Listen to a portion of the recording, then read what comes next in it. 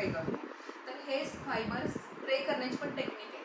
आपण जर dry fibre म्हणजे आता समजा हे स्काल्प आहे असं समजा आणि इथे फायबर स्प्रे केले, ठीक आहे, दिसते हां. पण हे जर डस्ट केलं तर हे निघणार आहे. हे बघा निघून गेलं, दिसत नाही. तर हे स्प्रे करताना आपण आधी काय करणार आहे, हा आपला स्ट्रॉंग होल्डिंग स्प्रे केला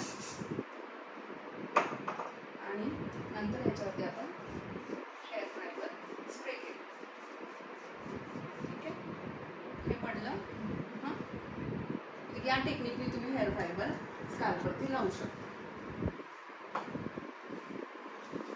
मेकअप आपण हेअरस्टाईल करतो आणि स्काल्प दिसते तर त्यावेळेस आपण हेअर फायबर स्प्रे करतो. तर हे फायबर स्प्रे करण्याची पण टेक्निक आहे. आपण जर ड्राय फायबर म्हणजे आता समजा हे स्काल्प आहे असं समजा आणि इथे फायबर स्प्रे केले, ठीक आहे, दिसते हां. पण हे जर डस्ट केलं तर हे निघणार आहे. हे बघा निघून गेलं, दिसत नाही. तर हे स्प्रे करताना आपण आधी काय करणार आहे, हा आपला स्ट्रॉंग होल्डिंग स्प्रे केला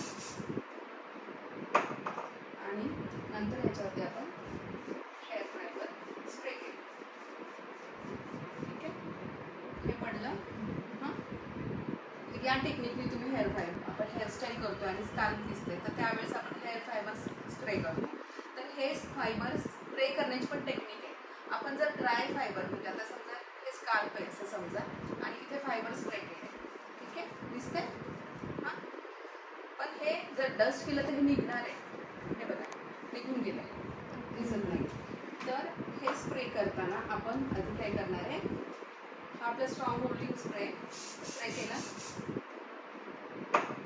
आणि नंतर ह्याच्यावरती आपण